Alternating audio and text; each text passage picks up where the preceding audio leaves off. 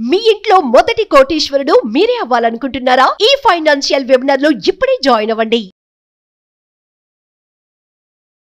నమస్తే, welcome back to Suman TV. నేను మీ సంజయ్. ఈరోజు మనతో పాటు ఉన్నారు లాంగ్వేజ్ ట్రైనర్ మరియు మోటివేషనల్ స్పీకర్ విజయ బంగారు గారు. మేడంతో మాట్లాడి కొన్ని విషయాలు తెలుసుకుందాం. నమస్తే మేడం. అమ్మా, ప్రతి ఒక్క లైఫ్ లోని సమస్య అనేది కామన్. అవునండి. ప్రతి ఒక్కరు ఆ సమస్యను దాటుకుంటూ వెళ్తూనే మన జీవనాన్ని సాగించాలి. కానీ కొన్ని సందర్భాల్లో పెద్ద సమస్యలు వస్తుంటాయి. అలాంటి సందర్భాల్లో మనిషి ఏం చేయాలో తెలియక సతమతం అయిపోతాడు. ఎలాగంటే ఇంకా మనిషి ఆ సమస్యని ఎలా సాల్వ్ చేయాలి, దాన్ని ఎలా దాటుకుని ముందుకెళ్ళాలి అని అక్కడే ఆగిపోతాడు మేము. అవును. అసలు అలాంటి పెద్ద సమస్య వచ్చినప్పుడు మనిషి ఎలా ముందుకెళ్ళాలంటారు? దాన్ని ఎలా ఢీకొట్టాలంటారు? మీరు ఫస్ట్ ఏం అడిగారంటే సమస్యలు ఎవరికి వస్తాయి? మనుషులకే వస్తాయి కదా అంటారు కదా. మనుషులకు కాక మానవులకు వస్తాయి ఆ సమస్యలు. మనకే వస్తాయి. ఎందుకంటే మనం అన్ని సాల్వ్ చేసుకోగలం అనే ఉద్దేశంతో వస్తాయేమో అని మనం ఒకసారి ఆలోచించుకుందాం కదా.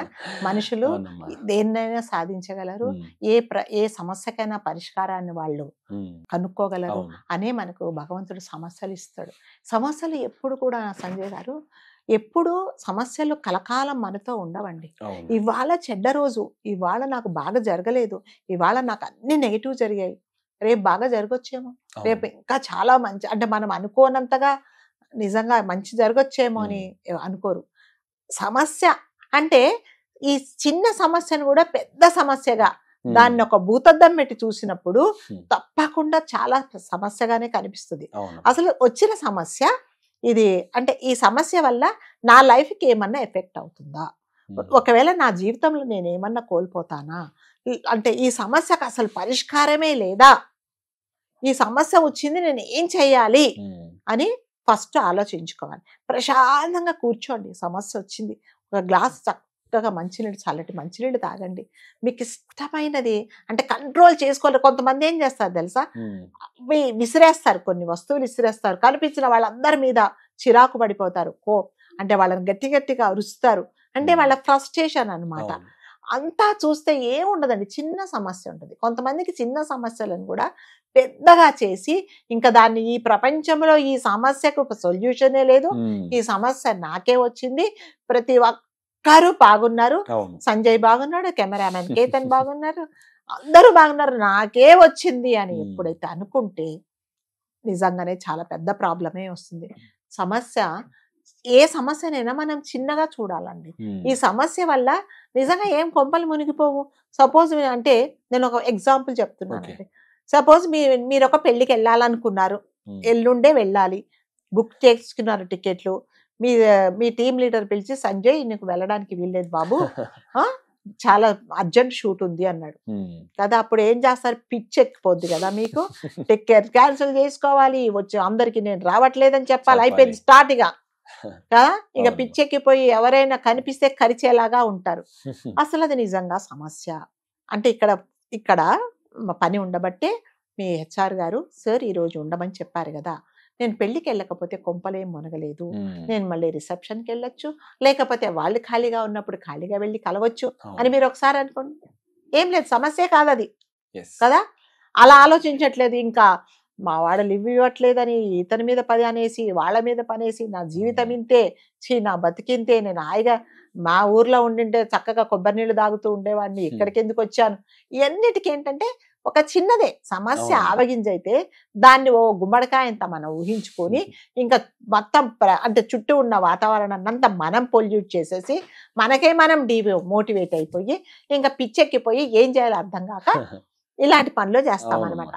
అసలు వచ్చిన సమస్య చిన్నదే కదా, ఇది జరగకపోతే ఏమీ కాదు అని అనుకోవట్లేదండి. సపోజ్ పొద్దున్నే లేచారు, పంపులో నీళ్ళు రావట్లేదు, అది కూడా ఒక సమస్య. లేయగానే కరెంట్ లేదు, అది సమస్య, దానికి కోపం వచ్చేస్తుంది. తర్వాత వైఫై పని చేయట్లేదు, అది దానికి సమస్య, దానికి కోపం వచ్చేస్తుంది. ఇవన్నిటిని కూడా ఇప్పుడు ఈ కాలంలో అన్నిటికీ సమస్యలేనే అనుకుంటున్నారు అనమాట. అవి పెద్ద సమస్యలు కాదు. ప్రతి సమస్యకండి పరిష్కారం అనేది ఉంటుందండి. ప్రతి ప్రాబ్లంకు ఒక సొల్యూషన్ అనేది 99.9% ఉంటుంది. ఒకవేళ లేదనుకోండి, కొన్ని సమస్యలకు కాలమే ఆ సొల్యూషన్ అనేది. కొన్ని సమస్యలు వచ్చినప్పుడు వదిలేయాలి, ఇంకంతే. ఏమవుతుంది చెప్పండి, వదిలేయండి కాసేపు కాదు, దాన్నే పట్టుకొని పీకితే ఇలాగే ఉంటాయి అన్నమాట. సో పక్కన ఆవిడ ఉన్నారండి, ఒక ఇంట్లో ఒక ఆవిడ చాలా ఫ్రెండ్స్ అనుకోకుండా ఏదో చిన్న విషయం వచ్చి పోట్లాడుకున్నారు.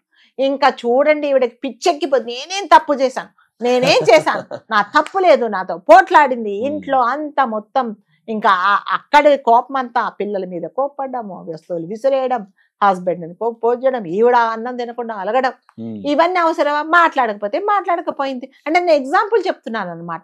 ఇవన్నిటికి కూడా ఇవన్నీ చిన్న చిన్న సమస్యలు, పెద్ద సమస్యలు ఏమి కావండి. ప్రతి ఒక్కరికి జీవితంలో చాలా సమస్యలు ఉంటాయండి. సమస్యలు లేని వాళ్ళు ఎవరూ లేరు ప్రపంచంలో. కొంతమంది చెప్పుకుంటారు, కొంతమంది చెప్పుకోరు. ఒకవేళ నిజంగానే చిల్లి సమస్యలు కాదు, మీకు పెద్ద ప్రాబ్లమే వచ్చింది అంటే షేర్ చేసుకునే వాళ్ళు, మీ ప్రాణ స్నేహితులు ఎవరున్నా, మీ ఇంట్లో వాళ్ళు ఎవరున్నా, మీ పెద్దవాళ్ళు, మీ పిన్నిలో, మీ బాబాయిలో, మీ అత్తయ్యలో, మీ మామయ్యలో, మీ ఎవరైనా ఉంటే మీ పెద్దనాన్నగారు వెళ్ళి, నాన్నగారు నాకు ఈ సమస్య వచ్చింది, పిన్ని నాకు ఈ సమస్య వచ్చిందని షేర్ చేసుకోండి. అంతే. వాళ్ళు ఏదో పెద్దవాళ్ళు దేనికన్నా పరిష్కారం చెప్తారు కదా, అవన్నీ ఏం ఆలోచించట్లేదు. ఇంకా కొంపలు మునిగింది, ఇంకా నా వల్ల కాదు అంటే ఏం చేస్తారు? నిద్ర మాత్రలు వేసుకోవడమా, సూసైడ్ చేసుకోవడమా, లేకపోతే దేన్నో పగలగొట్టడమా, లేకపోతే ఎవరినో చంపేయడం, ఇలా చేస్తున్నారు అనమాట. ప్రతి సమస్యకు ఒక పరిష్కారం ఉంటుందని కూల్గా కామ్గా కూర్చొని ఎవరు ఆలోచించటం లేదండి. ప్రతి దానికి అంటే ఎక్స్ట్రీమ్ అయిపోతున్నారు అనమాట. అంటే ఆలోచించుకుంటే అంత ఓపిక ఓర్పు ఉండట్లేదు. ఇంకా ఈ కొంపలు మునిగిపోతున్నాయి, ఇంకా అయిపోయింది నా పని, నా బతుకింతే, నేనే ఇలా ఉన్నాను అని అనుకుంటే ఎక్కడుంది చెప్పండి? అసలు అది సమస్యే కాదు, చాలా ఉన్నాయి జీవితంలో. పంపులో నీళ్లు రాకపోతే నీకు సమస్య అయితే అసలు మంచినీళ్ళు లేకుండా ఉండేవాళ్ళు ఉన్నారు, వాళ్ళ కాళ్ళకి ఎంత సమస్య ఉంటుందా? కాళ్ళు లేనివాడు ఏడుస్తున్నాడు, అదేంటి నడవలేని వాడు కూడా ఏడుస్తున్నాడు.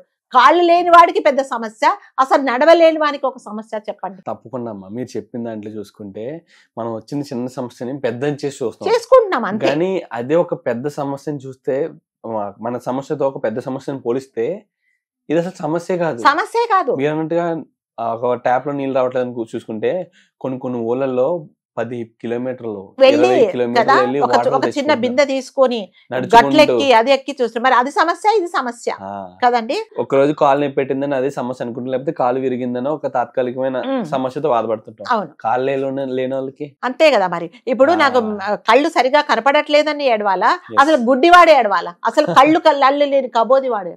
సో ప్రతి దానికి సమస్య అనుకుంటే నిజంగా సమస్య.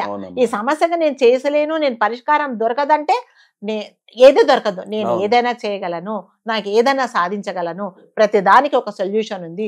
ఒకవేళ సొల్యూషన్ లేకపోతే నా ఫ్రెండ్స్ ఉన్నారు, నేను షేర్ చేసుకుంటాను.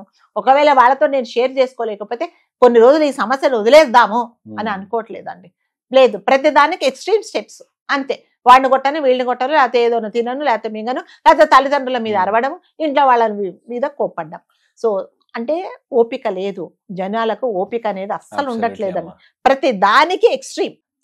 అంటే అంటారు కదా, ఇస్తే శాపం లేకపోతే వరం, అలా అయిపోయింది అనమాట. మీకు చాలా సంతోషం అయిపోతే రారా అని కూర్చోబెట్టుకుంటారు, లేకపోతే తోసేస్తున్నారు. లేదు, ప్రతిదానికి కామ్గా ఆలోచించండి. ఆలోచించిన తర్వాత ఒక నిర్ణయం తీసుకోండి. సపోజ్ మీకు ఒక ఫోన్ వచ్చింది, మీ ఫ్రెండ్కి బాగలేదని వెళ్ళారు, మీరు ఇక కంగారు పడుకుంటూ పరిగెత్తుకుంటారు. ఫస్ట్ మీరు కామ్గా వెళ్ళండి హాస్పిటల్కు, లేకపోతే అతను బాగుంటాడు మధ్యలో మీకేమన్నా అవుతుంది కదా. అది కంగారు, ప్రతి దానికి కంగారు అనమాట. ఏమైపోతుందో వెళ్తారు, వెళ్ళిన తర్వాత హాస్పిటల్లో డాక్టర్తో కామ్గా మాట్లాడండి. సరే ఏమైందని మాట్లాడి, అక్కడ పోయి వాడి దగ్గరికి వెళ్ళి నువ్వు కళ్ళు నీకు సరిగ్గా చూసుకోవా, నువ్వు ఎలా ఇలా అయింది, మంచం మీద పడుకున్నాడు మీద మీరు పోట్లాడితే ఏమొస్తుంది చెప్పండి. అంటే వీటన్నిటికి ఏంటంటే ఆవేశాన్ని కంట్రోల్ చేసుకోలేకపోతున్నాయి అనమాట. దీనికి మళ్ళీ ఇంకొక కారణం తినే తిండి కదా. వాడు ఎప్పుడో ప్యాక్ చేసింది వాడు చక్కగా మీకు ఓవెన్ లో పెట్టి వేడి చేసిస్తే చాలా ఆనందంగా తింటారు.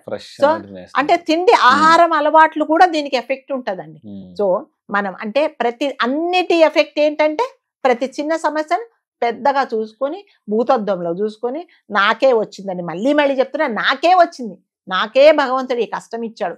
అందరూ ప్రశాంతంగా ఉన్నారంటే జీవితంలో ఎవరు ప్రశాంతంగా లేరండి. ఎవరి సమస్యలు వాళ్ళకున్నాయి, ఎవరి ప్రాబ్లమ్స్ వాళ్ళకున్నాయి. కొంతమంది చెప్తున్నారు, మళ్ళీ చెప్తున్నా, కొంతమంది చెప్పుకోరు అంతే. వాళ్ళు చెప్పుకోనంత మాత్రాన వాళ్ళకి సమస్యలు లేవు కాదు, నేను చెప్పినంత మాత్రాన నాకు పెద్ద సమస్యలు ఉన్నట్టుగా. ప్రతి సమస్యకు ఒక పరిష్కారం ఉంటుంది. కామ్గా కూల్ మైండ్తో ప్రశాంతంగా ఆలోచించండి.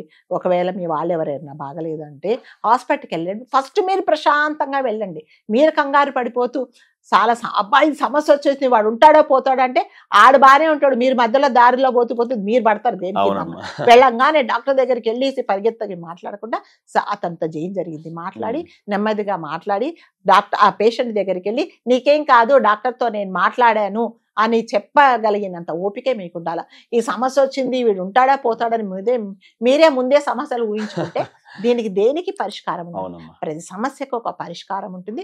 కూల్ మైండ్తో ప్రశాంతంగా ఆలోచించుకొని మీరు నిర్ణయాలు తీసుకుంటే జీవితంలో దేనికి భయపడాల్సిన అవసరం లేదండి. అంటే మనిషిని మించిన సమస్యలు ఏముండవు, దానికి ఉంటుంది పరిష్కారం. కొన్ని సమస్యలకు పరిష్కారం ఉండదు అంటే కాలమే కొన్ని సమస్యలకు పరిష్కారం చూపుతుంది అన్నమాట. కాలమే మారుతుంది కొన్ని గాయాలను, అందుకని వదిలేసేయాలంతే. ఈ సమస్యలు నేను తట్టుకోలేను అంటే ఆ చుట్టూ వాతావరణంలో కొన్ని రోజులు ఉండకుండా ప్రశాంతంగా మీకు ఎక్కడ ఇష్టం ఉందో అక్కడికి వెళ్ళి కొన్ని రోజులు ఉండండి కదా. సమస్యలు అక్కడ కొన్ని సమస్యలు వస్తాయంటే ప్రతిదాని సమస్యలు చూసేవాడికి ప్రతిదీ ఒక సమస్య. అవునమ్మా.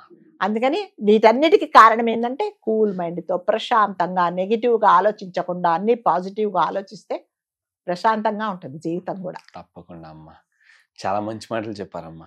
Thank you. ప్రతి ఒక్కరికి ఇది ఉపయోగపడుతుంది. అండ్ నా లైఫ్ లో కూడా సమస్య వచ్చినప్పుడు ప్రతి ఒక్కరు కంగారు పడిపోవడం మనసు ఫస్ట్ ఆఫ్ ఆల్ ఆలోచించండి. మీకు సమస్య వస్తే నాకే కదా ఫోన్ చేస్తారు మాడామని, అంతే. అంటే ఎవరితో నాకే కాదు, ఎవరితోనే మనకు సమస్య వచ్చినప్పుడు కంపల్సరీగా మనం షేర్ చేసుకోవాలి. మనసులో పెట్టుకుంటే దేనికి దొరకదు పరిష్కారం. అంటే కాకపోతే ఒకటి ఏంటంటే ఇంపార్టెంట్, మనం షేర్ చేసుకునే వాళ్ళు నిజంగా మన వాళ్ళ సిన్సియర్ గా ఉన్నారా, మనం వీళ్ళతో షేర్ చేసుకోవచ్చా అనేది కూడా చాలా ఇంపార్టెంట్. తప్పకుండా అమ్మా. థ్యాంక్ యూ అమ్మా. Thank you so much.